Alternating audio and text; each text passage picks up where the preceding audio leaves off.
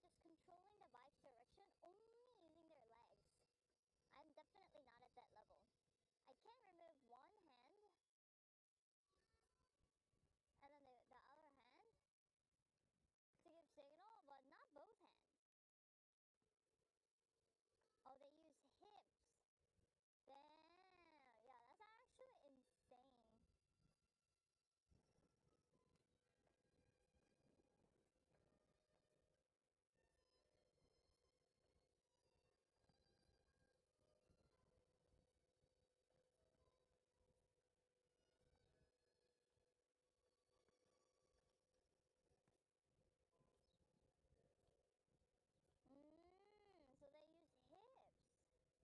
to control the bike direction.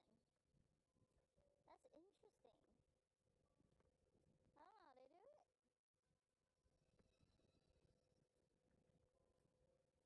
You should not do that with bike and speed.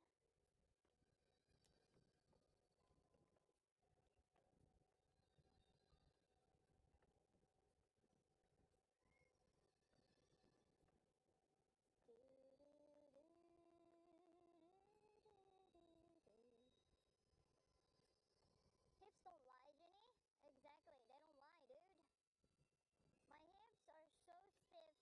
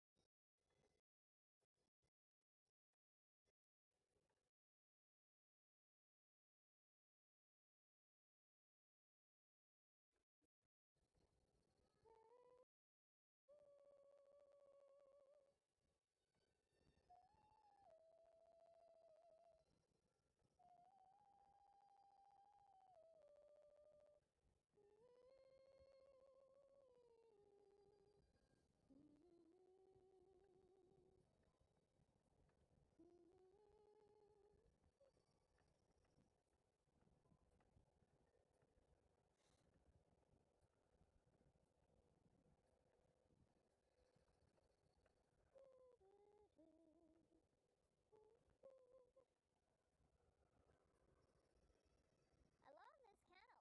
We're still connected to the canal now. Damn, everywhere you go, there's a canal. So basically, as I said, this canal is connected to the and then we're basically heading towards Mediterranean Sea. Mediterranean Sea is so beautiful. We're basically gonna be able to see like very good ocean view before the sunset. Sunset's in about 4 hours and 19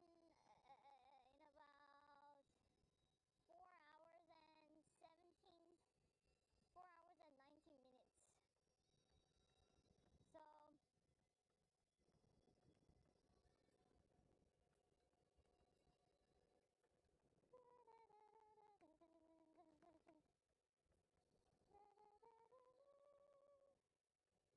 it's the Canal du Midi. Yeah. The whole canal is Canal du Midi?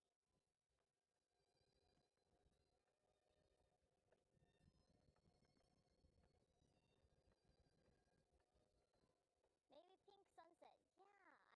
Yeah, I have a plan to show you guys good sunset view today. If it's possible. Okay, so we're arriving. Do you think Intermarket has a bathroom or no?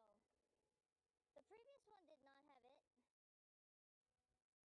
There's a small town at Intermarket. At a place, at a small town called CERS.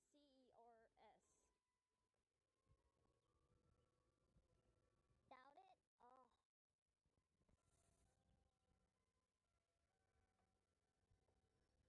env folder, bin,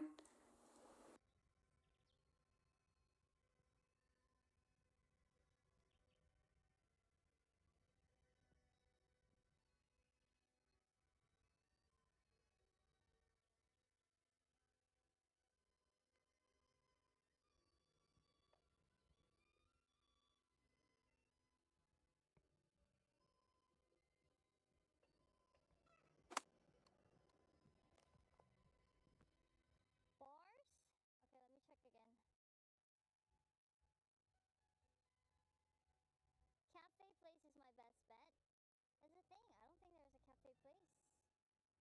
There's restaurants only that are closed right now. Above, yes.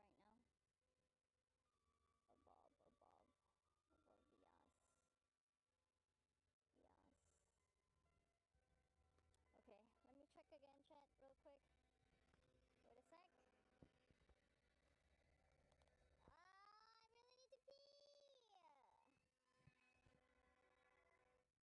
I'm gonna check the internet, to make sure I go the right way. We gotta go through the... Port to...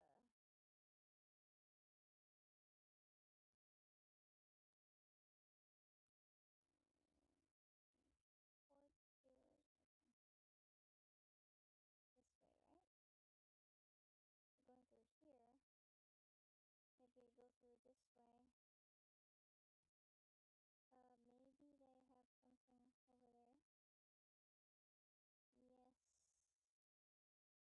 Close.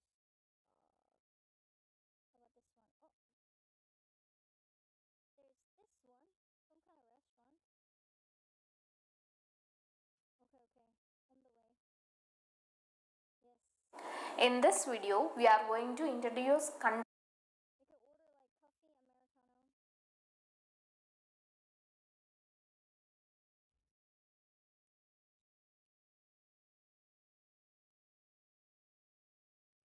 Cafe Americano or something. It's a restaurant that closes in an hour. So we could go there. Yippee! Let's go! Wait. Okay. So,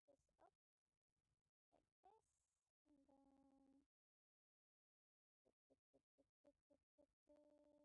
I'm gonna listen to this. Good.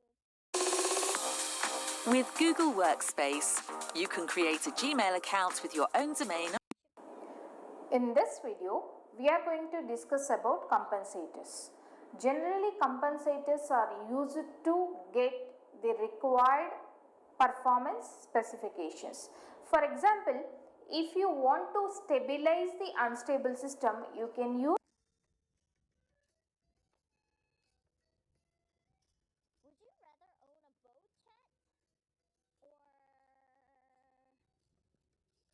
nothing? But you cannot sell the boat, and then you have to pay for the maintenance fee and everything.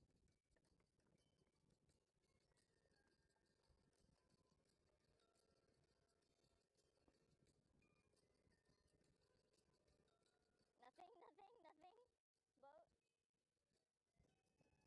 Boat? Better than nothing? You think?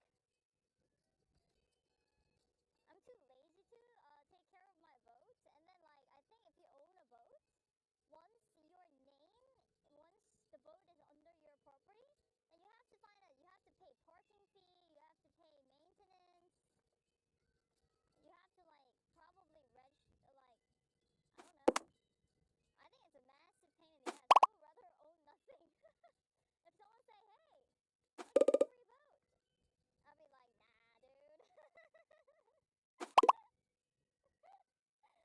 too lazy. Nah. It's not like I'll go on the sail. Where would you live? Depends.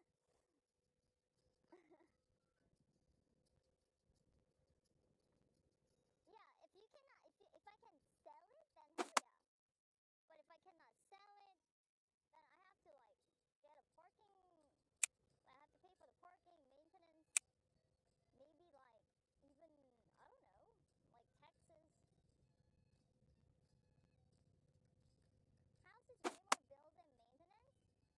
I don't think so.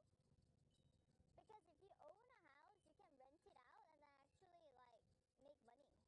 House is more of a necessity than a boat. I think owning a boat is like a luxury. I mean, you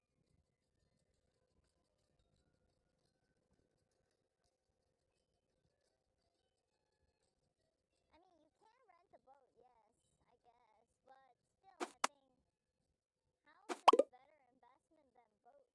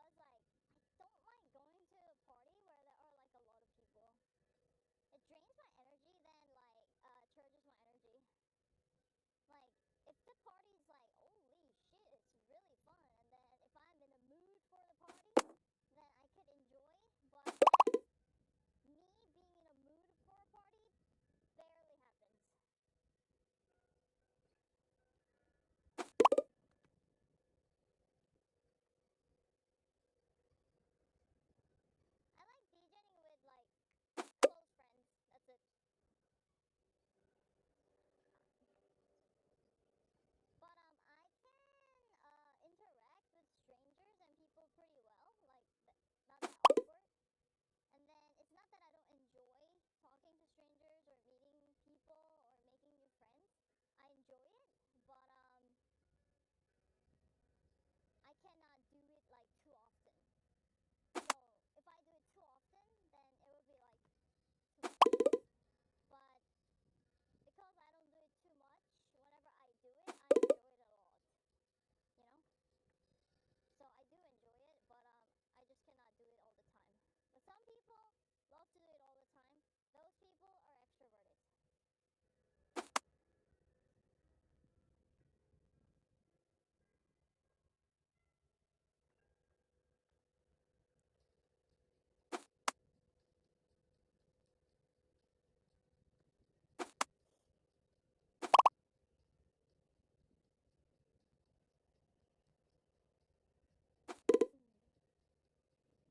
I think most people are like that. No, not all people are like that. Some people literally love being surrounded by strangers and people. They're like, oh my god, you know how I made my friends? When I was in elementary school, I did not give a single fuck about making friends. I just sleep during the class, wake up, go home, sleep, eat, wake up, go home. Like teachers didn't care that much in elementary. And then, like my friends, that time, they would come over to me and then they talk to me. Hi, do you want to be our friends? Like, do you want to eat together? My reaction, sure, I guess. But, and then, like, I think I was becoming more socially, like, aware how, like, having friends more important and that kind of stuff starting from middle school. Because middle school, like, friends is like,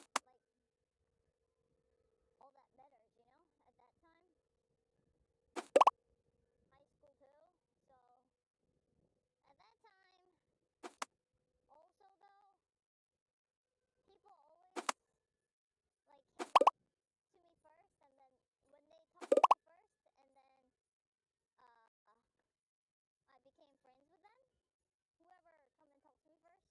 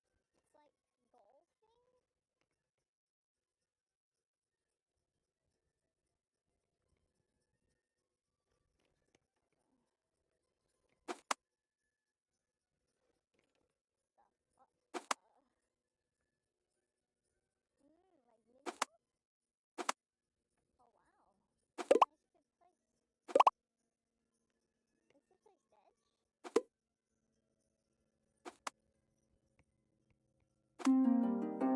Is this it? Oh, I'm sure.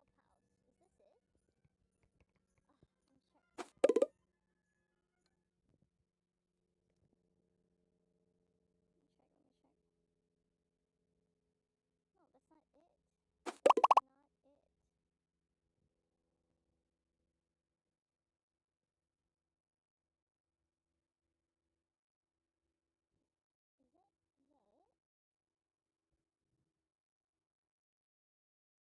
yet? Hello. Oh, okay. Oh, really? Oh my God! Thank you so much. There is a French ham, Hmm. patin, Oh. French Oh my God! Thank you. Oh, thank you so much. No, it's okay. That's Welcome. so delicious. Thank you. Thank you. Take a picture. Oh, okay. Okay. Bye bye. Do you want to take a picture or anything? No, it's okay. Okay. Thank you. Bye bye. Oh my God! It's so nice. Oh my God! Look at this. Wow. That looks awesome. Ooh, get off, bug. Get off my delicious pastries. Give food and leave. Let me just ask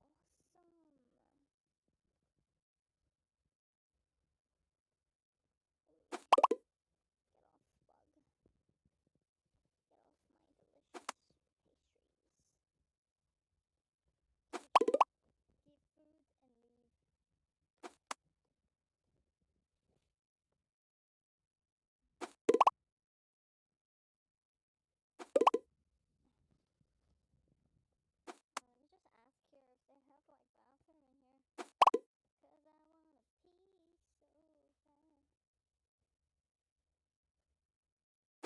Definitely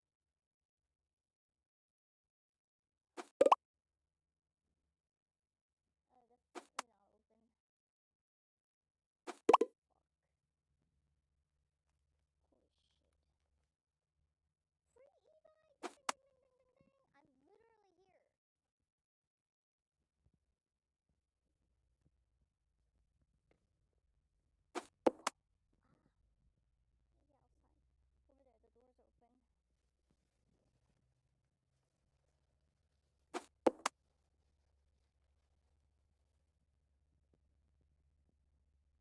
Fuck.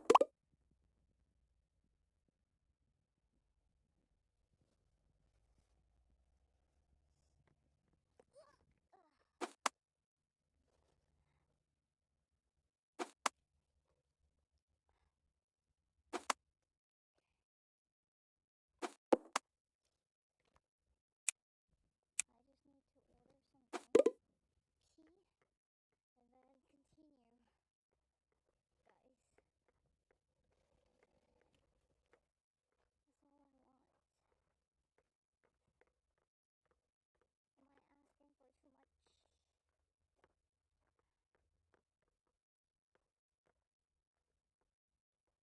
Am I asking for too much? I mean, there are people like practicing for golf and everything. It's like a yay mods. Golf is yay mods exercise. So I'm sure like they definitely do have bathroom here. Yeah, it looks like it's open.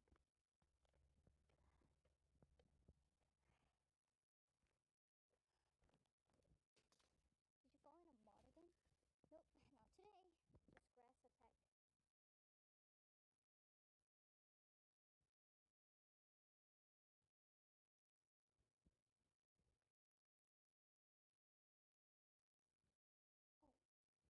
Oh,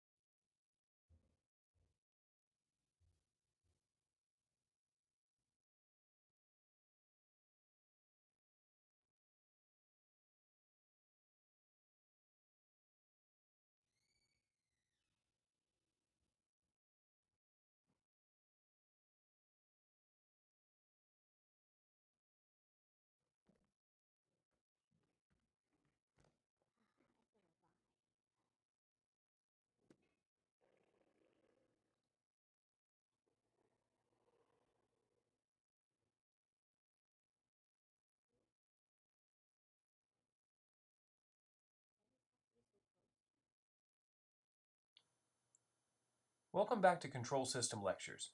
In this video, I'm going to continue discussing PID controllers by walking you through a thought exercise that's commonly used to explain PID control. During this example, we'll try to use reason and logic rather than math to see how PID controllers and their variations are used to generate the desired system response. For this example, you're driving your car, which is the plant, and you use the gas pedal to control the velocity of the car. We'll call the angle of the gas pedal theta, where the angle of 0 is when your foot isn't pressing on the pedal. Now I want to create a real simple model of the car to work off of so that if you want to verify our results of this exercise on your own, you can. We need a transfer function from the gas pedal position to the velocity of the car. Now in real life, this is a complicated nonlinear transfer function that's dependent on the car model,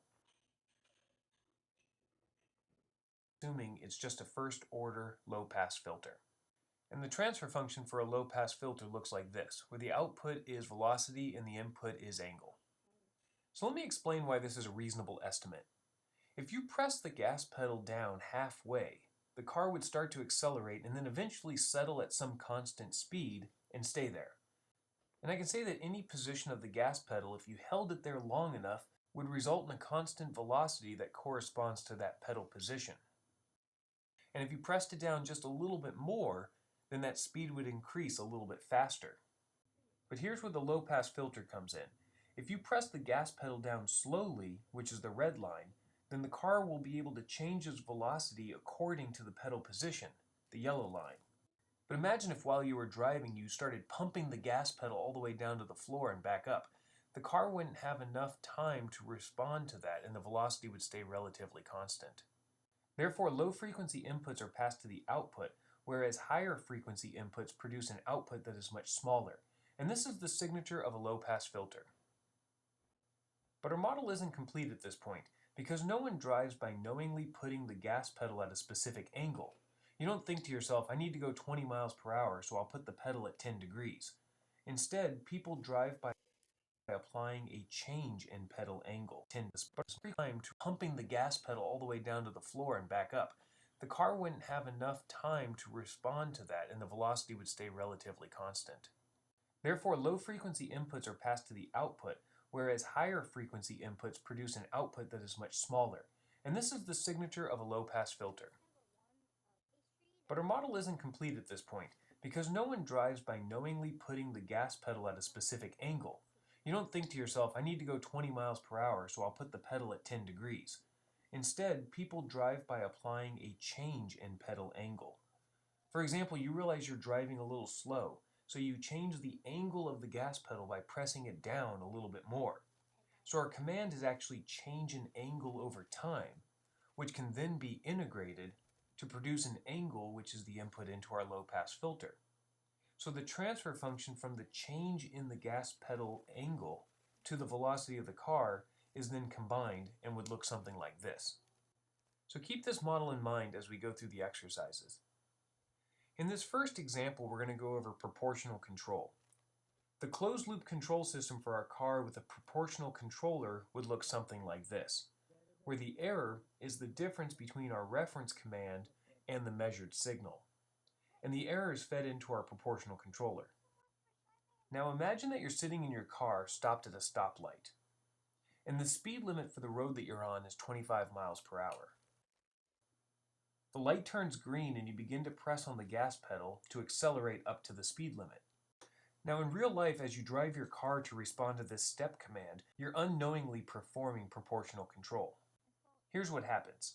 Initially you're commanding 0 miles per hour, and once the light turns green, your reference signal steps up to 25 miles per hour. At this point, you have an error of 25 miles per hour. And this is a large error, so you apply a large change in the gas pedal proportional to that error, and you press the pedal fairly fast because of that. Now, as your velocity increases towards 25 miles per hour, your error gradually gets smaller and smaller, so you gradually slow the rate at which you press the gas pedal. And eventually the car reaches 25 miles per hour, and since the error is 0, you stop adjusting the pedal and you hold it constant. Now at this point we can reason that with proportional controllers, the steady state error will be 0. So with that in mind, try to imagine what would happen if the gain was too large in this example. Now initially the vehicle is at rest, and then the light turns green and there's a step up to 25 miles per hour, same as before.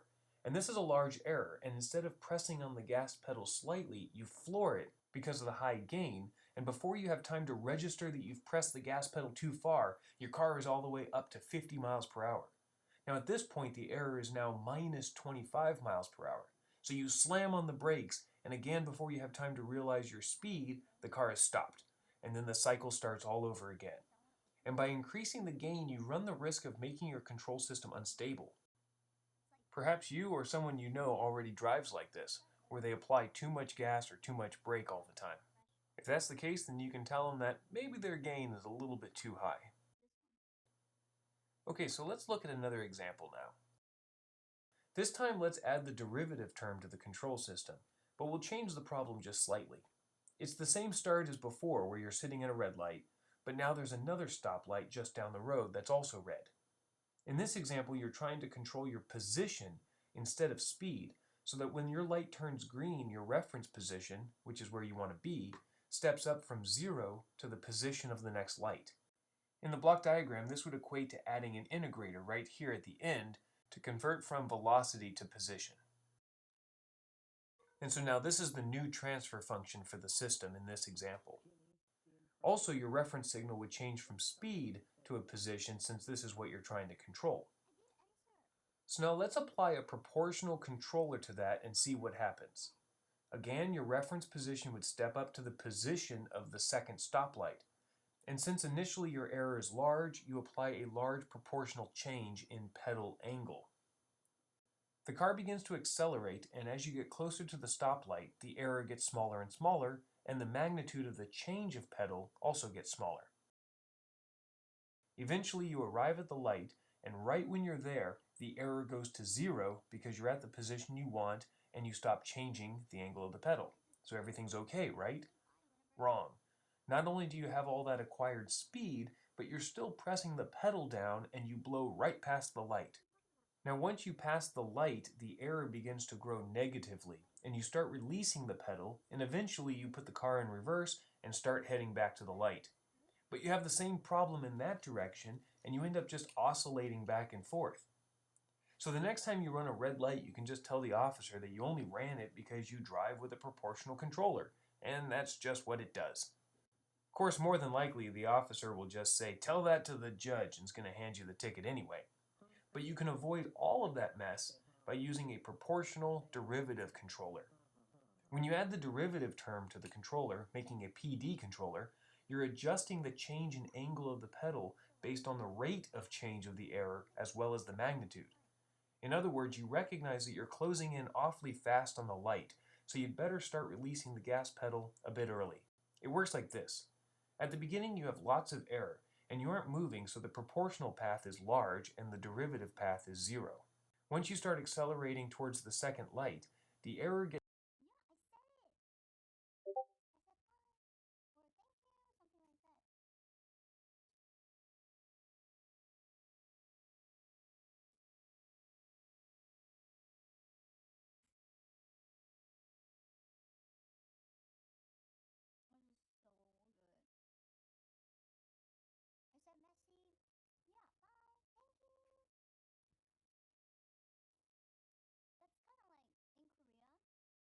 gets smaller, but is still positive, so you continue to press the pedal further but more slowly than you did before.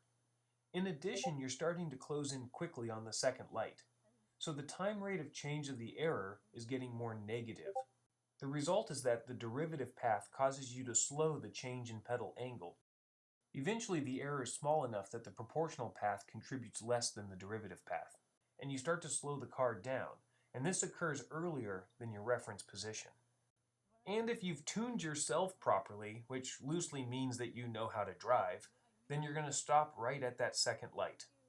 Now, one way to think of the interaction between proportional and derivative is that the proportional path tries to get you to the destination as fast as possible, while the derivative part is trying to restrain you from moving too quickly. In this case, it takes the balance of the part is trying to restrain you from moving too quickly. In this case, it takes the balance of the two to properly stop. So if I do not find somebody soon, I'll blow up.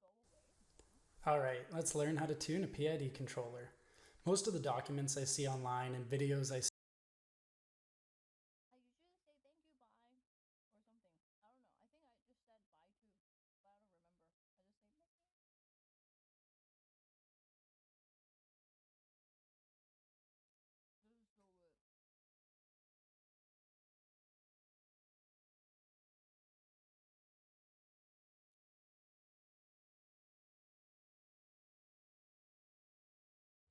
This is so good. You can say merci beaucoup.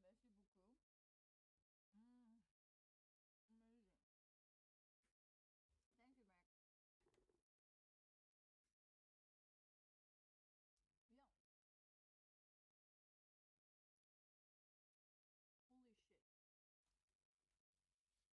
Yeah. Holy shit. Thank you so much, Mac. That's amazing.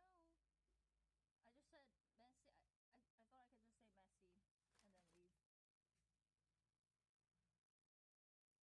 said merci. I thought I could just say merci and then leave. That's usually okay in most of the places. Like, thank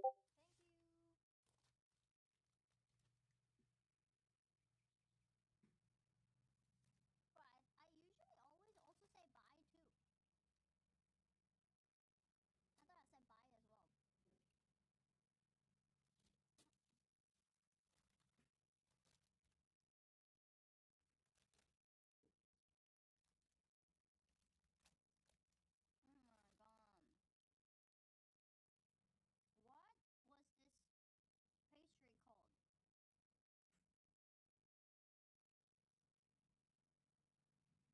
No worry, if it's just saying merci is fine. It's just better with au revoir. Okay.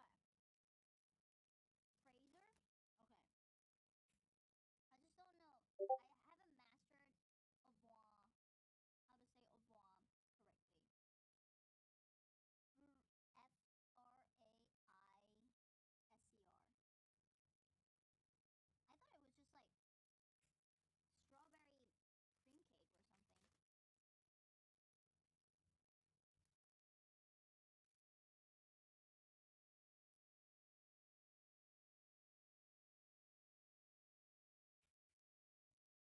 see on other sites make things pretty complicated, and you walk away wondering, how am I going to take that information to tune my controller, because they're nothing alike.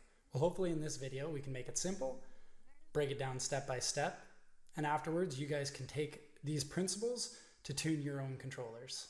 If you don't know what P or proportional, I or integral, D or derivative stand for, check out the other videos on this channel as they go down into the math behind things and break it down into simple terms.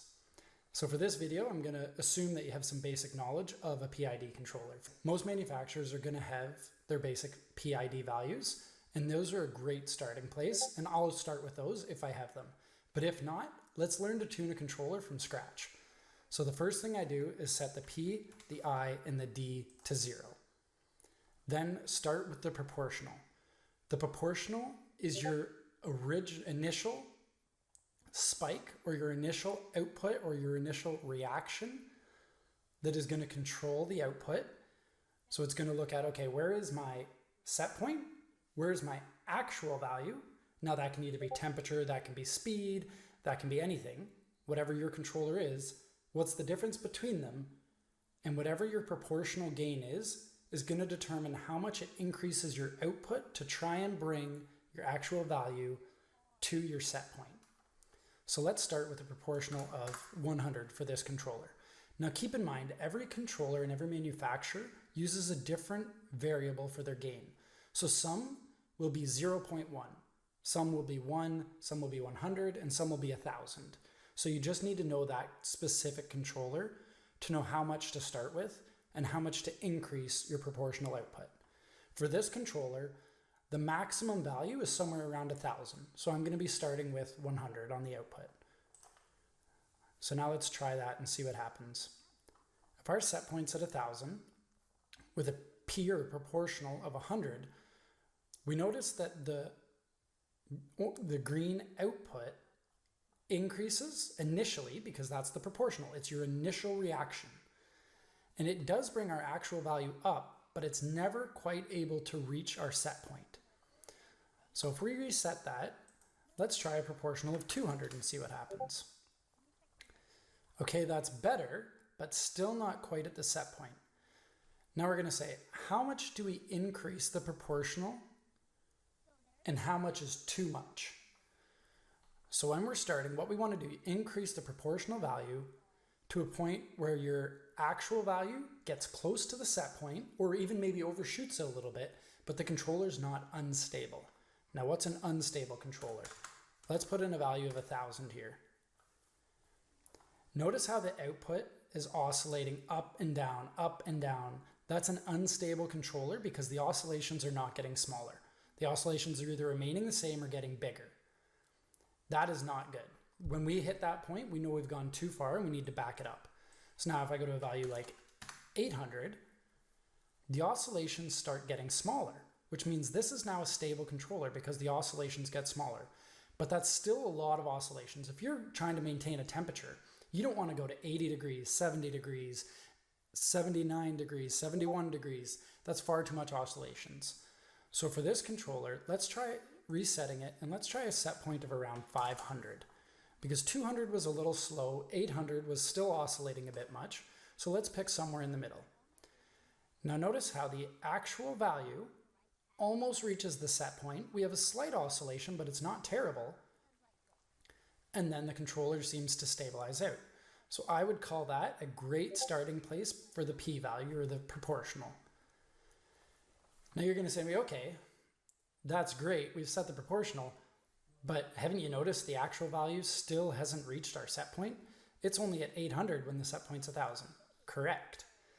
Because the proportional is just your initial reaction. It's not actually supposed to bring you right to the set point. It's just supposed to give, let's use a vehicle in cruise control. If you're driving at 80 kilometers an hour and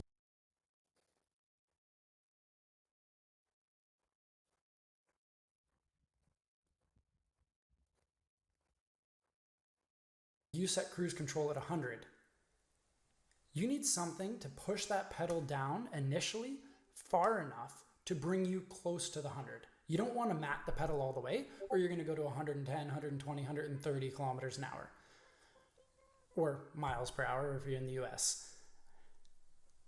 But then after that initial push of the throttle, let's say that brings the vehicle up to 9.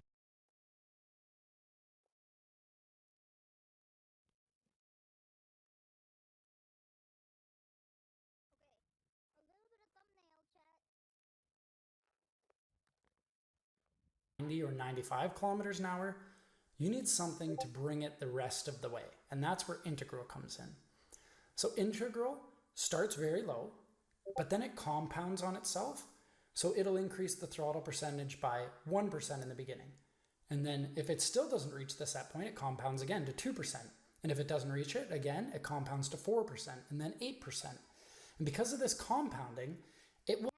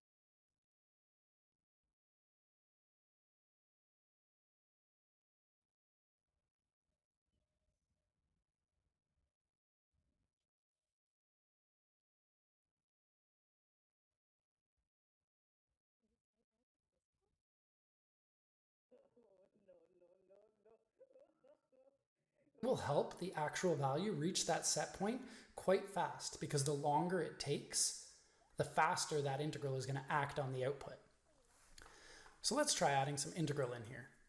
Let's start with an integral of 1 and see what happens. All right, let's see, the actual value is slowly increasing here, 835, 836, but that's far too slow for me. So let's go a little bit faster. 10. Okay, definitely increasing faster. You can see on the graph that the actual value and the output are compounding over time and increasing faster, but still a little bit slow for me. So let's increase that up higher to 50. Now 50 looks quite good. It's going at a good speed, and I think it'll bring us to our set point quite well. So if we reset this, let's see how these two values work together now. So the proportional gives us that huge output in the beginning and a slight oscillation, and then we're going to notice that integral we've added. Instead of before, I don't know if you remember, but the actual value is hovering below the set point line and never reaching it. Now that we've added the integral, the proportional does that initial step, and the integral is able to bring it right up to the set point. So this is now a fully tuned PID controller. Okay, you're going to say to me, no, this is a fully tuned PI controller, and you'd be correct. Most PID controllers don't even need to use the D value. The D value, or the derivative, can actually cause you issues. So if you guys are tuning your own PID controllers and you notice that it's going crazy, the results aren't what you think they're going to be, you change the P or the I, and it doesn't react the same way it would in the simulator, it might be because you have too high of a D value actually fighting your controller. So whenever I tune a controller, I like to set the D value to 0 to start, and then only at the end, after I've tuned it, will I add some D. Okay, so what does the derivative do? Notice this little overshoot on the actual value, the red line above the black line, the overshoot in the beginning. What the D value does is it sees how fast is my actual value, is my speed, or is my temperature, or whatever your value is, reaching my set point. And if it's reaching it too fast, the D will actually pull back on the output a little bit, depending on the multiplier you've put in the derivative gain. It'll pull back on that output a little bit to limit the actual value from overshooting your set point. This is why it can cause tuning problems, because if it's set too high, every time that controller oscillates, the D value is going to be pulling back on it and letting go and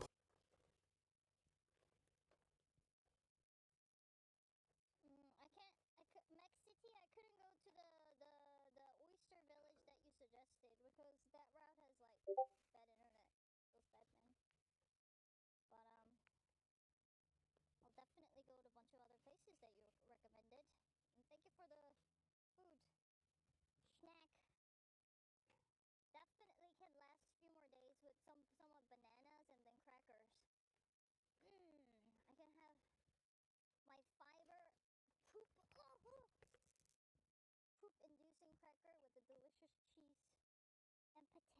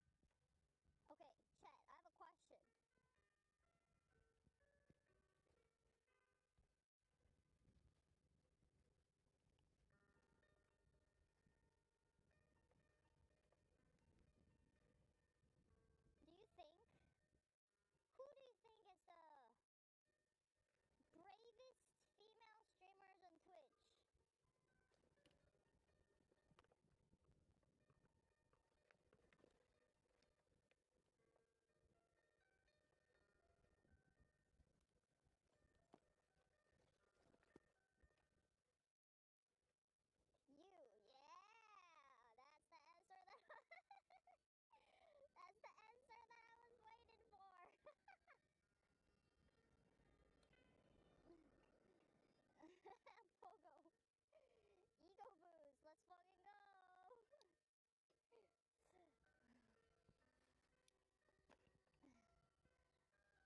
No Brazil. Actually, Hachi's pretty brave, man. She goes to Brazil.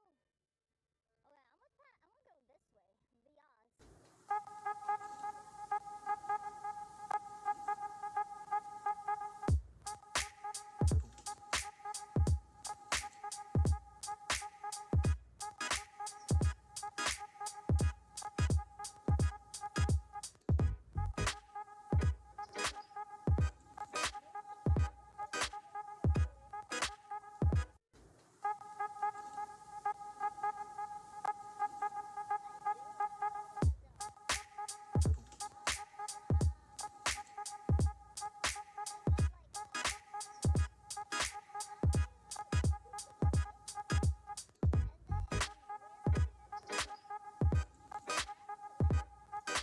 Because we need locals, and then what devices, like what setup that I want to use, because I want to use not phone, I want to use like GoPro, Action Cam,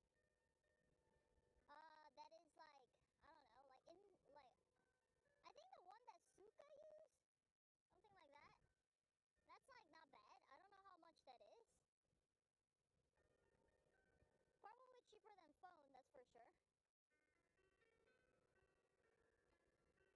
And then, yes, I need cameraman, and then use like what, S21 broken phone to reach chat or something.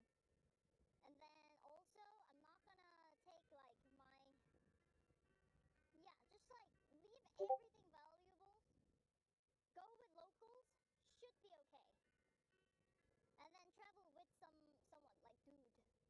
Maybe I can ask Arav to go. Arav, he's down. He's probably down too. Arav, Arav. Yeah. Something like that.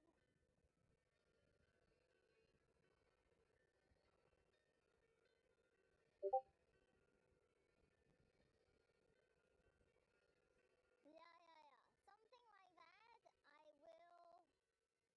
maybe hit Brazil.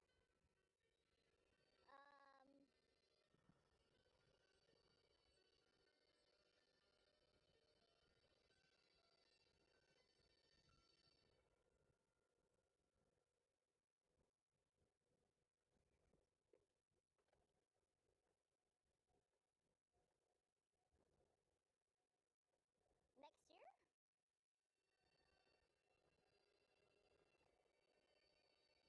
Clats in Brazil.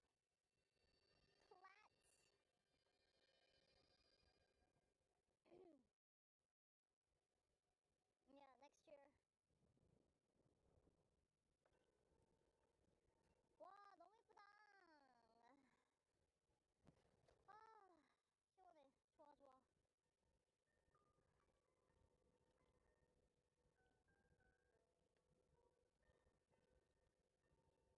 Carmelo, thank you for 200 bits. You know, today we're living in one of the most extraordinary times to be alive. The resources we have are extraordinary. If you Hey, remember Adam Ruins Everything? It was that show starring Adam Conover. Personally, I never actually watched it because I'm bigoted against this entire look, like all of it, the hair, the smirk. I'm sorry.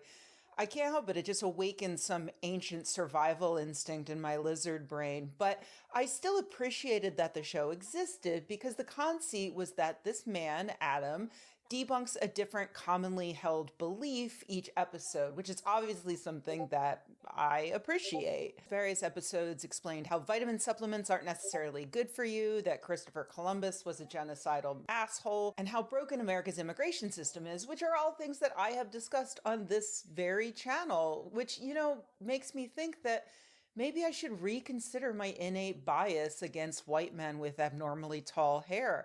After all, I met Conan O'Brien once and he was absolutely delightful. So, Adam Ruins Everything ended in 2019. Let's check out social media and see what Adam Conover is up to today. So this is a bit of a different video for me. This tech company World paid me to come to their keynote in San Francisco so they could show me their new product. Apparently this product is kind of mysterious. It's been confusing the public, so they do not want me to endorse it. They just want me to ask questions about it, skeptical questions, and let you make up your own mind about it and hopefully help you understand what the hell it does. So that's what we're going to do today. We're going to check out World's new product, the Orb. Holy shit, he's going to debunk crypto scams directly to the scammers' faces while he takes their money? This is incredible. Let's see him hammer them with those skeptical questions of his. So you guys don't save any of the credential, any of the cryptographic hash of my that people's reaction will Orbed. No, Adam, I'm not going to get myself orbed, because as fucking obviously dystopian as the orb from World sounds just from your video, the reality is it's actually way, way worse. But yes, even what you can learn from that video is pretty obviously horrible. It's a machine that scans your eyeball and other biometric data in exchange for Amazing show. I felt so bad for Jesse. Poor character, Jesse. Jesse. And I watched the El Camino too, actually. But like, look. Okay, chat. If you get $10 million, okay? But you are on the wanted list from police from all over the world, would you take it?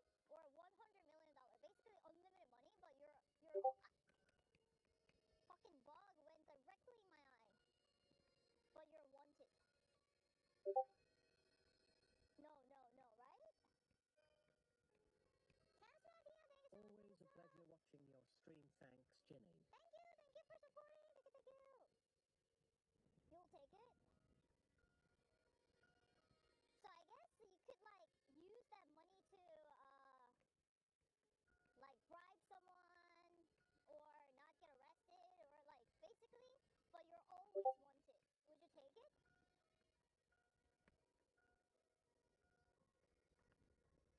Yes? No? No, not 10 million. Unlimited. Struggling with research papers or facing writer's block? Meet Jenny AI, your new writing partner. I want Ow, wait. What the hell? Let me check the mirror. I think it hit my eye and then it like it stung me. Cunt. Oh, sorry guys. Word.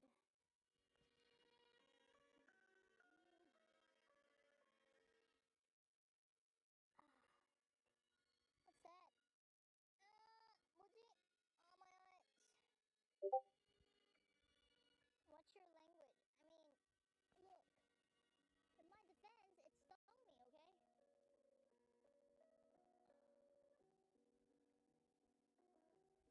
That is a little bit of cunty move, isn't it?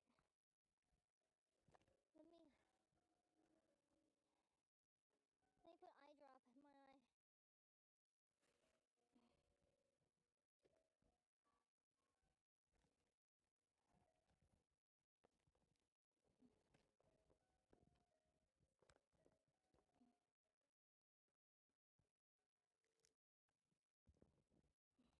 Wear sunglasses?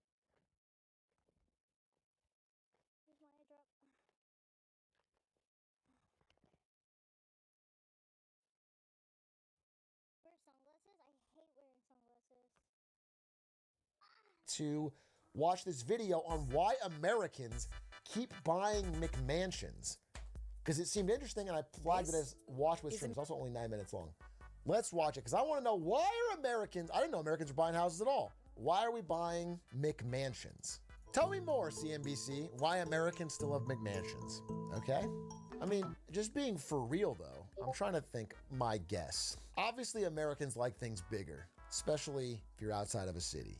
People want things big. They want a big truck, they want a big car, they want a bigger house. I think that's part of it.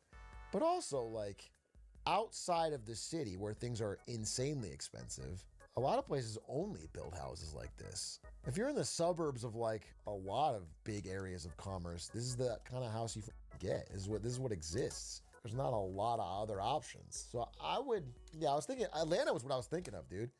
Atlanta is all McMansions for endless miles outside of the city proper, and you can't live in the city proper. It's crazy expensive if you want, especially want a family. So I mean, there's probably more of a zoning problem than just a demand one. But we'll see what they say. Are you justifying your home? I live in a small place in the city, okay? I live in not a McMansion. But Ari's talking about 3 kids, so maybe I will one day. Ari's talking about 3. I don't know where the hell she got the number 3 from, dude. I said 1. Let's start with 1. She talking about 3, so you never know where it'll end up. A couple of factors played a big part in their rise. The first was the deregulation of the mortgage industry. New laws passed in the 80s that allowed banks to make some risky financial moves. Ronald Reagan! Like allowing adjustable rate mortgages, or mortgages with interest rates that are variable. Dude, adjustable rate mortgages is the dumbest idea. It's just lying and tricking financially illiterate people. It is just tricking people. That is all it is, dude. My parents have one. I've never understood it. Just being clear, like, adjustable rate mortgage is like, you're gonna buy this nice little house. That's not so nice. There, now it's nice. Now, normally in America, you might get a 30-year mortgage, 30-year fixed, and it'll be fixed at a certain interest rate. So let's say it's 7%. It's like, I don't know, it's like 8 right now. So that's your payment. So if you're taking out 500 grand, you're paying 7% interest for the 30 years, okay? So you'll know your payment. Month 1, you're gonna know your payment. But an adjustable rate mortgage might be like 0% for 5 years or 2 years or whatever. And then it jumps up to 10 or 8 or 12 or whatever. It jumps up. And so you look at your payment in the first years and like, I can afford that. That's awesome. And you're not really thinking about how once it jumps up, you're probably not making a ton more money. And this only works, by the way, like you're usually underwater financially unless your house is much more valuable than it was when you acquired it. So adjustable rate mortgages are just kind of scammy. They're just kind of like, they're just a way to get someone to do a deal. But because most Americans look at the payment, whether it's a car or a house or anything. If they're borrowing for it, they look at the monthly payment. And so with this, it makes your monthly payment really low at the time you buy it, but really high down the road. It's a big problem in the UK too. Yeah, exactly. In the UK, I mean, most mortgages aren't even fixed 30-year. And so as interest rates go up, every few years, you'll have a readjustment where rates go way higher. But what if you pay it off fast? If you paid it off fast, sure, that's fine. I mean, you could do that in either way, but most people don't. It's very uncommon to pay your house off fast. Most people aren't doing it. You have to have a lot of money. If you have a lot of money, you just buy it in cash. The 30-year fix, by the way, is basically an American thing. This is kind of rare elsewhere. Doesn't the bank stop you from paying off too quick? I'm not going to speak for all contracts and deals. Maybe there's some that have penalties if you pay it off too early, but no, you can pay it off early. Yeah, in my experience, no, you can pay it off early, but they just don't expect you to do it. Maybe credit score, maybe it's a credit score thing, yeah. Penalty for paying early. I mean, it does exist. It happens for cars too. Some of them make most of the money on your interest payments over a long term. That's where they get the real juice. So if you just pay it off early, they get screwed. They don't get screwed, but they lose the money they're expecting. So they'll have rules where you can't pay it off early. One common theme beyond size is often the number of amenities. A gym, a bar, God damn. a large entertainment room, a basement. The list goes on. Can you imagine, dude, the American dream? Hit up your own personal bar, sit down in your own personal movie theater. Don't talk to your wife or kids. Don't leave the house for a month straight. Just vibing, just W's, dude. You do not need a third place when your house has 5 places. Just sit there. They seemed like a really good investment. You're like, great, I can have this big house and I can afford it. And, I'll be able to resell it for more than I paid for it. And to a large extent, that is true. Oops. McMansions gained a reputation for being a bad investment. Ah. Buyers eventually came around. According to Realtor.com, McMansions represented up to a quarter of all. Too bad I was in school instead of dropping out and buying a house. Yeah, this time was when you guys should have been buying a house. Okay, 2010, 2011. Why the fuck weren't you guys in a market buying a 30-year fixed at 1 or 2% on a house? What was your problem? What were you doing? Playing Nintendo Wii? Dumbass. Should have been out there in the real estate market, grinding. Construction costs have inflated too. Building a home is incredibly pricey. It's good though, because our ever-growing friendship with Canada will lead to cheaper lumber as we import more from our northern neighbors. So it'll be fine. It'll be fine. The strong partnership will get the lumber into our hands. McMansions have in fact appreciated at nearly the same rate as regular homes when looking at Zillow data. Though it's important to note that Zillow doesn't... Dude, a 5-bedroom home, that's crazy. That's crazy. You gotta have a big... McMansions are less than 20% of all home sales. In Bergen County, New Jersey, one of the most sought-after real estate markets outside the New York City metro, Rubenstein says McMansions are as popular as any other house. Even these... That's a McMansion? Isn't that just a mansion? Am I crazy? What actually defines Mick? It's just a mansion, bro. That's a big-ass house with acreage. If they're really far out from the city and really just like in a completely amenity poor area, then yeah, they sit on the market forever because no one wants to drive 20 minutes to go to the grocery store. That's the American dream, lady. I need to be at least 20 minutes from the nearest anything, okay? Because I want to be on the open road. I want to drive. And by the way, I'm going to Instacart my groceries so I can stay at home and watch TikToks on the TV in my private theater, okay? That's my plan, and if you aren't with it, you can get the hell out, dude. That's clearly painted grass. Oh, maybe. I don't know. It looks like it could be sod, right? Just stops here. Doesn't look good though, man. this house with actually nothing around, not even built, 25 minutes from anywhere. Some McMansions do take a price cut, as the more unique amenities like a fake river in a living room or a movie theater aren't for everyone. And any home older than 20 years. Fake river in the living room. Damn, what kind of house is this for a regular person? Even like this is crazy. You need that. You need that. Or a movie theater. That is true. Oops. McMansions gained a reputation for being a bad investment. Ah. Buyers eventually came around. According to Realtor.com, McMansions represented up to a quarter of all... Too bad I was in school instead of dropping out and buying a house. Yeah, this time was when you guys should have been buying a house. Okay, 2010, 2011. Why the fuck weren't you guys in a market buying a 30-year fixed at 1 or 2% on a house? What was your problem? What were you doing? Playing Nintendo Wii? Dumbass. Should have been out there in the real estate market, grinding. Construction costs have inflated too. Building a home is incredibly pricey.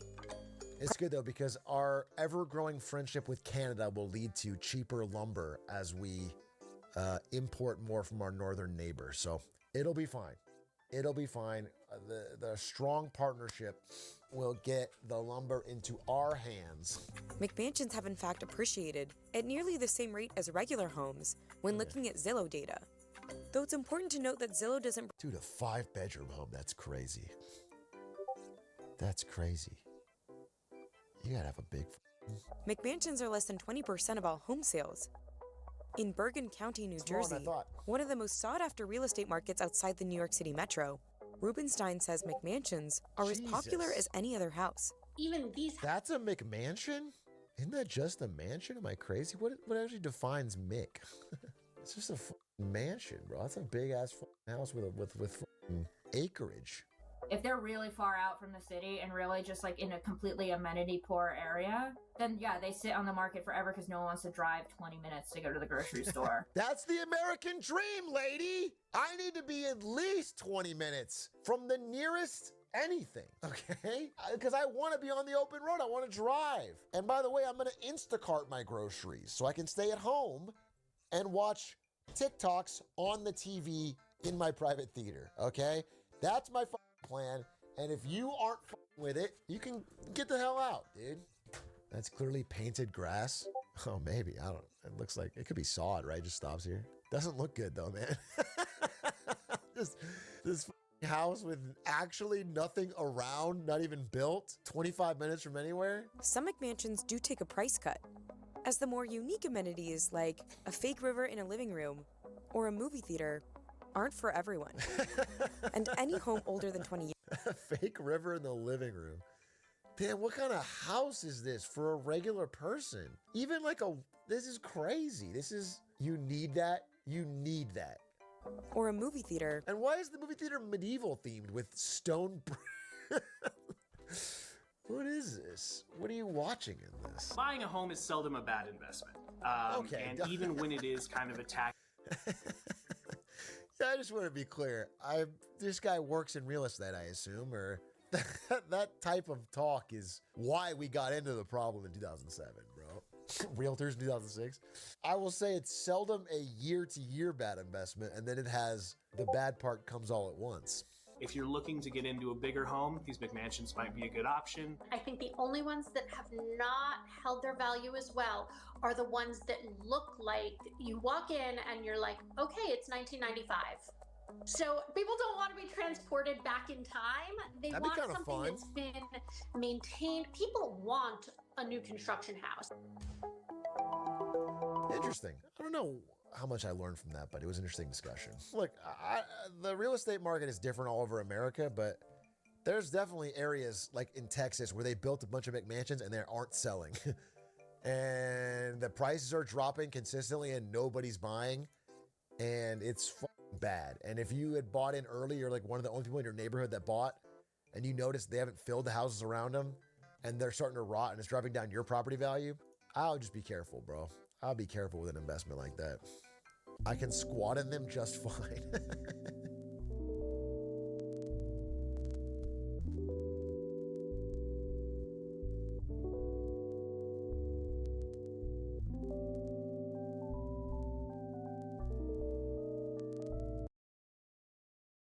Elevate your cybersecurity career with the new CEHV13, powered by AI, and lead the I know the Clippers are in the stream. Clipping. They clipping, bro. I love everyone equally. The internet is not something that you just dump something on. The internet is not a big... What is the most high quality way I could deliver you absolute garbage slop? Well, that would be ASAP, a series of tubes. This is me basically admitting I've completely fell off and I'm resorting to nostalgia baiting to hopefully keep you watching the channel. Now, the only problem I've had recently with making an ASAP video is, and I don't mean to be, the little chuddy pointing at the whiteboard, nothing happens. Nothing is happening. I mean, okay, at the minute in the real world, there are some things that are kind of happening. Also, you may have noticed since my last videos or stream. All right, so Tony Hinchcliffe was just on Bill Maher's podcast, and this has to be one of the only times Tony's done a podcast with a comedian that's more arrogant and egotistical than him. So it was interesting. I mean, this podcast, it was kind of like Kill Tony with Tony as the open micer. I mean, Bill was even making fun of Tony's comedy. Right in the beginning, he put Tony on the spot, and he was sarcastically being like, oh no, it's this scary insult comic. Should I be worried? Then he asked Tony to do some crowd work and roast him, and Tony bombed, and then Bill roasted him the rest of the podcast. A pleasure to meet you. Oh, the insult comic. I can feel the barbs coming. Should I not sit in the front row? No, you're safe. You're if I'm safe. in the front row, am I going to get spritzed with the comic barbs? You're not going to ask me where I'm from? No crowd work on you. No, come on. Do some crowd work. Ask me where I'm from. If you want an insult comic, Tony is the best in the world. His great specialty is roasting. Right. He's the best roaster ever. Where are you from? New Jersey. Come on. There's a slow pitch down the middle of the plate, bro. New Jersey. That is a shithole, indeed. Well, come on, you could do better than the shithole. Isn't that what you're Maybe I'll famous? warm up. I learned that early. Are you married? No. Never been married. No. Well, I was married for a short period of time. What do you mean? Yeah. It's like, oh yeah, that's right.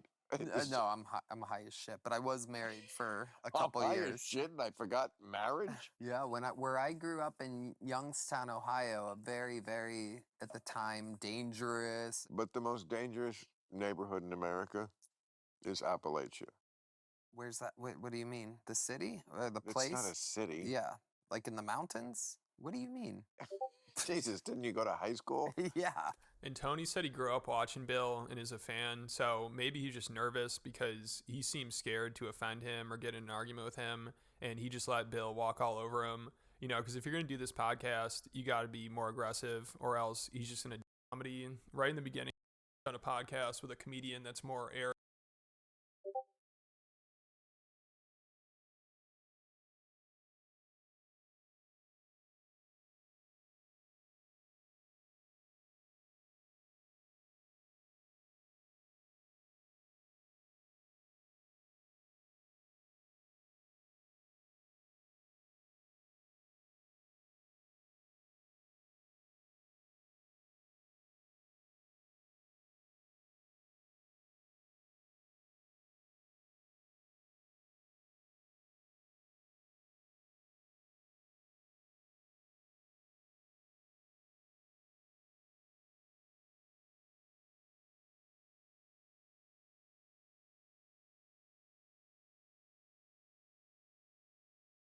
Arrogant and egotistical than him. So it was interesting. I mean, this podcast, it was kind of like Kill Tony with Tony as the open micer. I mean, Bill was even making fun of Tony's comedy. Right in the beginning, he put Tony on the spot and he was sarcastically being like, oh no, it's this scary insult comic. Should I be worried? Then he asked Tony to do some crowd work and roast him, and Tony bombed, and then Bill roasted him the rest of the podcast. A pleasure to meet Oh, you. the insult comic. I can feel the barbs coming. Should I not sit in the front row? No, you're safe. You're if I'm safe. in the front row, am I going to get spritzed with the comic barbs? You're not going to ask me where I'm from? No crowd work on you. No, come on. Do some crowd work. Ask me where I'm from. If you want an insult comic, Tony is the best in the world. His great specialty is roasting. Right. So, the best roaster ever. Where are you from? New Jersey. Come on. There's a slow pitch down the middle of the plate, bro. New Jersey. That is a shithole, indeed. Well, come on, you could do better than a shithole, isn't that what you're Maybe I'll famous? warm up. I learned that early. Are you married? No. Never been married. No. Well, I was married for a short period of time. What do you mean? Yeah. It's like, oh yeah, that's right. No, I'm high as shit, but I was married for a I'm couple high years. as shit, and I forgot marriage. Yeah, where I grew up in Youngstown, Ohio, a very, very Bring the heat at with the time, Pepsal's offers. dangerous. The Silo most Solar dangerous price at $12.49 saves you America 50. Is Appalachia. Where's that? What do you mean? The city? The place? It's not a city. Yeah, like in the mountains? What do you mean? Jesus, didn't you go to high school? Yeah. And Tony said he grew up watching Bill and is a fan, so maybe he's just nervous because he seems scared to offend him or get in an argument with him, and he just let Bill walk all over him. You know, because if you're going to do this podcast, you got to be more aggressive, or else he's just going to dominate the conversation and interrupt constantly and talk down to you, which is what happened here. You know, Tony didn't stand a chance, and he clearly just wanted Bill to like him. But it seemed like Bill just kind of thought he was a goofball, and he kept laughing at him. I mean, at one point, Tony was talking about his Puerto Rico joke controversy, and Bill thought it was the funniest shit ever, because Tony said going into that, he's really hoping to impress Trump. But of course, afterwards, Trump wanted nothing to do with him, even though now that Trump has won, I'm sure he doesn't care as much. But Bill thinks this story's hilarious, and he just had dinner with Trump. So he's like, isn't it crazy you kiss Trump's ass and perform for him for free? And he pretends like he doesn't know you, but I trash him nonstop for like almost a decade, and I get invited to the White House. A silly performance Bring on the the Tom heat Brady with roast Pepsal's or whatever. offers. It was also to fucking have the president go, that was cool. Thanks, man. That's awesome. I liked your set. You got the crowd going. Which, by the way, I did. Of course, that room isn't mic'd for Did a he say that all comedy that to show. you? No, he didn't. I didn't get to talk to him that day. Somebody said there was a comedian that joked about Puerto Rico or something, and I have no idea who he was. Never saw him, never heard of him, and don't want to hear of him. You must feel so bad about that. You go and you're for him, and you're working for him, and you like him, and me, nothing but vitriol for 10 years, and I get the invite. Isn't it wild? So Kill Tony open micers probably enjoyed this episode because Bill kept roasting Tony and talking down to him, just like Tony does to them. And Tony also just seemed completely out of his element here. Like, usually he's trying to be as offensive as possible, and he doesn't hold back, especially if he's with another comedian and they're going at him. But during this, he was just trying to be as diplomatic as possible, which it did help a little bit. You know, people in the comments are like, wow, Tony's got a lot of patience. But it was kind of disappointing. I mean, it's always great seeing someone roast Bill Maher, and Bill even wanted Tony to, but the whole time it was just Bill making fun of him and calling him out. I mean, there's so many times Tony would say something and Bill would be like, no, you're wrong. And Tony would just laugh or not say anything or just concede right away. So he seems really nervous around Bill, and I don't know if it's because he's intimidated by him or he's starstruck and he wants Bill to like him or he wants Bill on Kill Tony or something, but he did not seem prepared for this. I mean, everybody knows Bill is obnoxious and stuck up and he just wants to listen to himself talk.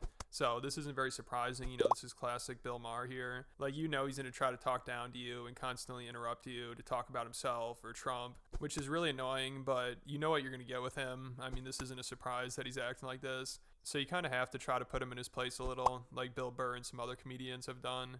And Tony, he's known for being an insult comic, so Bill was probably expecting to have some banter with him. But Tony didn't roast Bill at all, and he just let him say whatever. I mean, Bill kept trashing Trump supporters like Tony, but Tony would just laugh at it and not really have any response.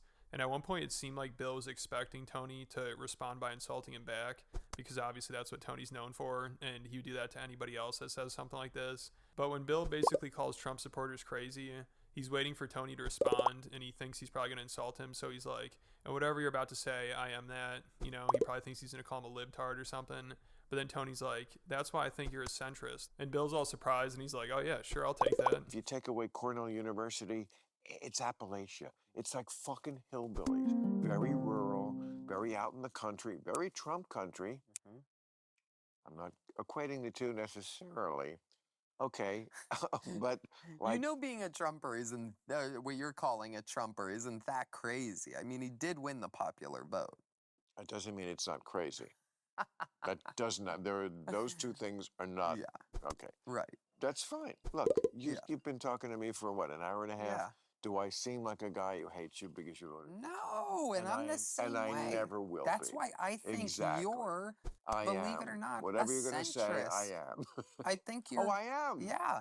I am. I'm and center I think left. I am too, believe it or not. I am, well, I am center left. And Tony spent a lot of time trying to pander to Bill by talking about how he understands Bill and he got all his political opinions from him. And Tony keeps trying to explain that him, Rogan, and Elon Musk are all centrists, but Bill's not having it, which Tony probably didn't expect because, again, he has no response, and he just keeps repeating himself and calling himself a centrist. Like, for some reason, he does not want Bill to think he's right-wing.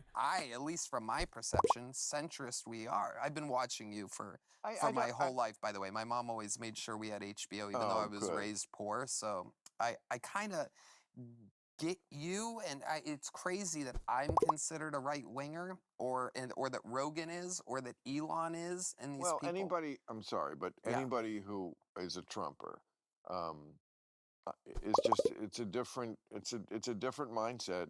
I'm not kissing your ass. I've been a fan forever. I mean, you know, all my initial politics and everything of anything about politics was through you.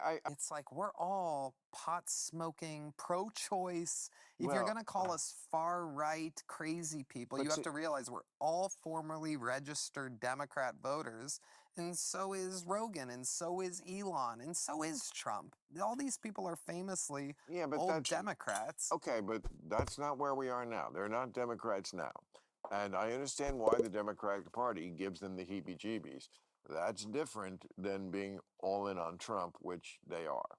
Yeah, so Tony's just such a kiss-ass, it's hilarious. Like, he wants Bill to like him so much, he's trying to convince him that they have the same political views.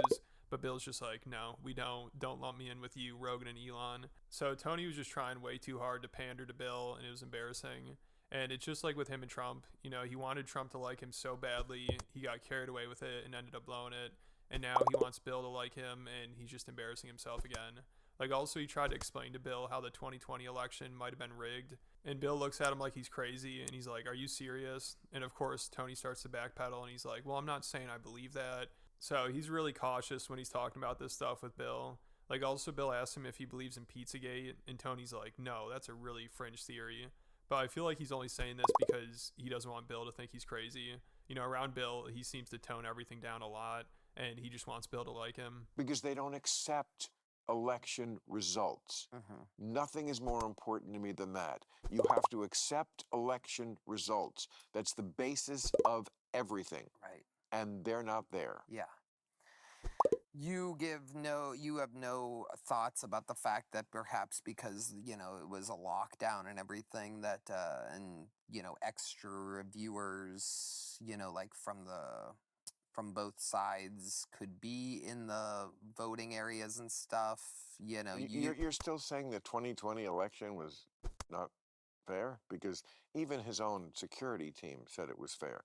I get it. A lot of Republicans have. I mean, Right. that's a dead horse that you got to stop. I'm not saying that. I'm not saying that I think that. But there were a lot of votes that didn't vote this year, and those votes were for the left. Well, he lost. He ran 3 times. He lost 1 and won 2. That's pretty good. They're going to compare this to like Hillary ran a file ring out of a pizza parlor. Now, Tony, you don't really believe Hillary did run a... Okay, good. Because a lot of Trumpers do. See, this is why people have some reason to be suspicious. That's the farthest extreme of the... It's not of the Trump side of things. Really, what percentage of people who voted for Donald Trump, or in the... Let's put it this way. What percentage of people in the administration... You don't think people like Pete Hegseth and Linda McMahon and I don't know, some of these people, Pam Bondi, you don't think they believe in things like that? Yeah, so I guess that's what a podcast with 2 of the most insufferable comedians is like. But let me know what you guys think. Let me know who you think was more annoying. And if you want to hear about the time Shane Gillis realized Tony's ego was completely out of control and how he keeps roasting Tony whenever he goes on Kill Tony. Or if you want to hear about when Mark Zuckerberg tried to suck up to Joe Rogan and his audience and failed miserably and embarrassed. You think China could fix its demographic issues? They're pressuring women trying to get pregnant. Every country's trying to figure this out, dude.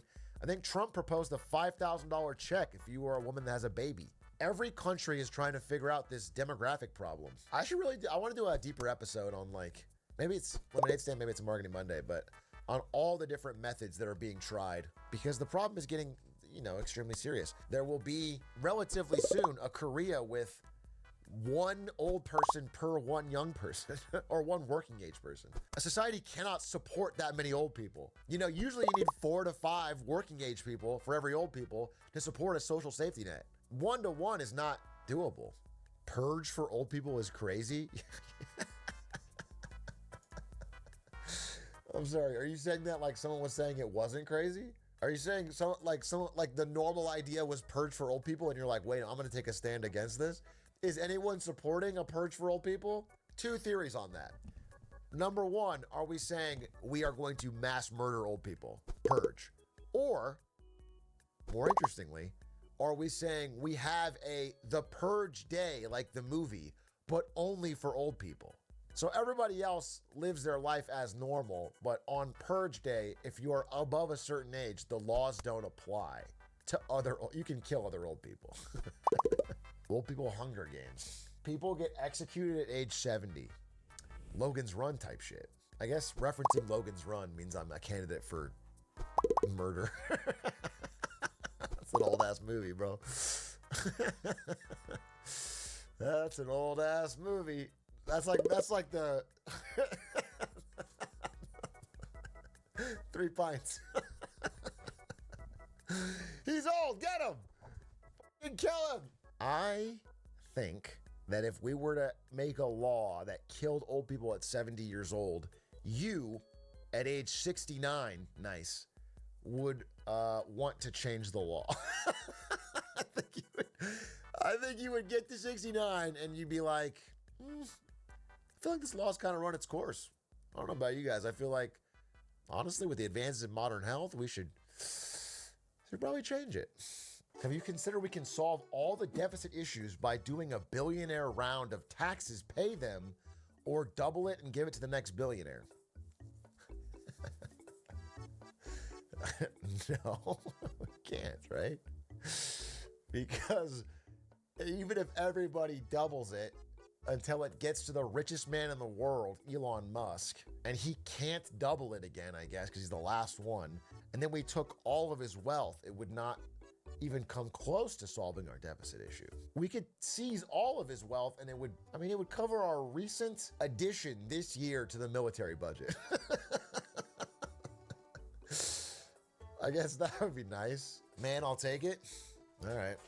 I'll tell you this. Seizing all of Elon's wealth and putting it towards the military budget would be a bigger deficit reduction than Doge has done in its entirety. By a lot. By a lot. By a significant amount. So, at the very least, there would be progress. Why don't we just take the military and go steal wealth from other countries? Genghis Khan quote. Hitler quote. George Bush quote. No, dude. Genghis Khan. At least there would be a bigger deficit reduction than Doge has done in its entirety. By a lot. By a lot. By a significant amount. So, at the very least, there would be progress. Why don't we just take the military and go steal wealth from other countries? Genghis Khan quote. Hitler quote. George Bush quote. No, dude. George Bush only lost our own wealth. People have this idea that George Bush went to Iraq and we made a bunch of money. We plundered. We didn't make any money. We didn't get any oil. We just burned cash. Nothing. The only people that made money was Halliburton. That's it. It was just a loss. It was not like British Empire in India. There's nothing. There's no gain. Tyrese Halliburton made all the money. Maybe the real WMDs, the friends we made along the way. Yeah, maybe when they said there was WMDs in Iraq, they meant like W my dudes. W's my dudes. And they thought it would be like a good time. That's what they thought. That's crazy. The next thing you're gonna tell me is that we didn't win the Vietnam War and we gained nothing from it. Yeah, I'll tell you about that too. One of the truly original sins of the downfall of what you call the golden age of America post-World War II is the Vietnam War, because it was deeply expensive and we couldn't afford it, and we had to break the whole financial system and get off gold standard because of it. And that led to, ever increasing deficits. Gold standard is moronic. Why? Can't be ChatGPT though. We'll know. Why? There isn't enough gold for global commerce? Was there enough gold for global commerce between 40s, 50s, 60s, and 70s? There's enough gold if you don't run massive deficits. The reason they had to get off the standard was because of the Vietnam War. Because France saw that we were printing money for the Vietnam War, took that printed money and tried to reimburse it for gold. That's a large part of the boom and bust cycles that constantly happened. Yes, we constantly had small and shallow recessions that allowed the underbrush to be cleared. Now we try to repress the recessions with monetary policy, and they end up bigger and more dangerous. We had flat inflation until off the gold standard. Flat. For decades. There's an argument for that. That's the same as gold. Oh, he's backtracking. He's backtracking. Interesting. Interesting, bro. I heard flat inflation is bad, like 1% is that corp BS? For a regular person, the flatter the inflation, the better. You would like the money that you to earn, to hold its purchasing power as much as possible. The ideal is maybe 1 to 3% to avoid deflation. I mean, again, this number was just sort of made up. I mean, the 2% number just comes from the New Zealand Central Bank one time, and everybody sort of ran with it. There's not like a magic to it. And in general, central banks that say they target an average of 2% over time, when it goes above 2%, never target a period of deflation to bring prices back down. They just, you know what I'm saying? They never try to average it out. They just go over and then try to get it back. Wouldn't zero inflation discourage spending and encourage saving, or leading to lower economic growth? Zero inflation would not do that. Technically, massive deflation would do that. In that you would choose not to spend now because in theory, it would get cheaper in the future. In practice, the only time we have real massive deflation is during extreme recessions. Not just massive any deflation. No, that's not true.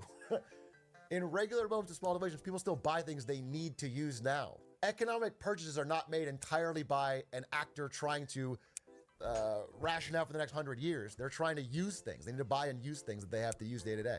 What percentage of the economic output is purely for needs? It doesn't have to be needs. You know, celebrating a birthday party is not a need, but you would do it. You know what I'm saying? You would have events. You would go to concerts. You would do it. We should go full Japan and get zero inflation. Japan has inflation right now. Japan has inflation as we speak. They had a very lucky period of low inflation, and then they printed money nonstop during it, saying that they wanted to get some inflation, and then they got some inflation, and it turns out that their rationale was a lie.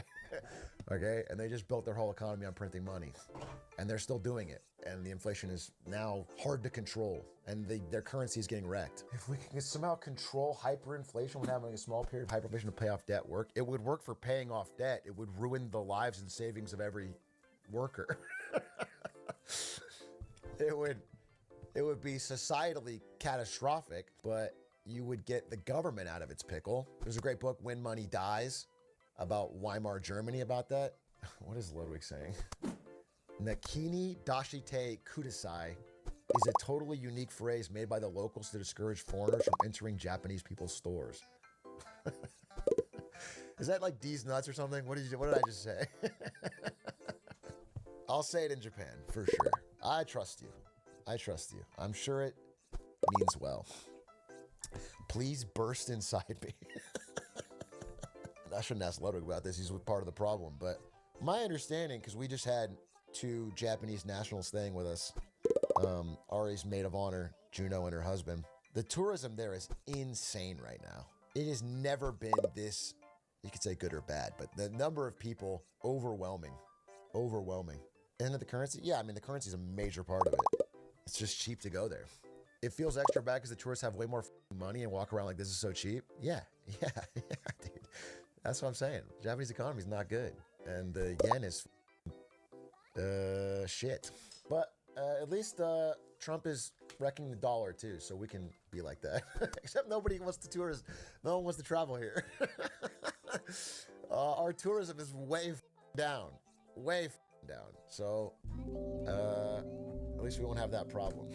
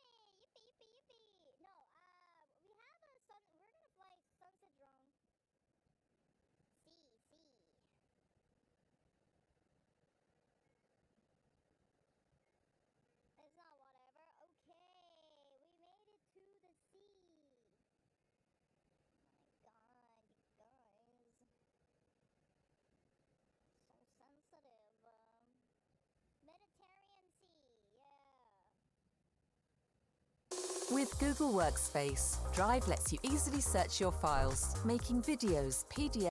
Hello ladies and gentlemen, my name is Destiny and welcome back to another epic.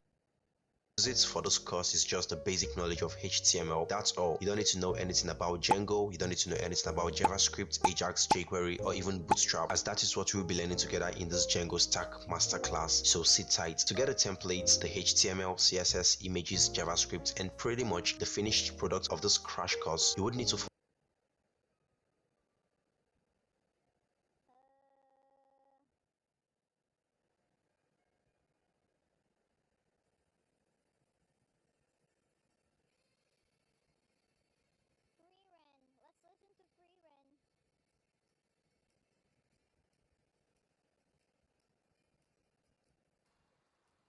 So hello everyone, हम एक नई playlist start करने जा रहे हैं। इस playlist का नाम है फुल स्टैक पाइथन। ओके, और you can say our course name is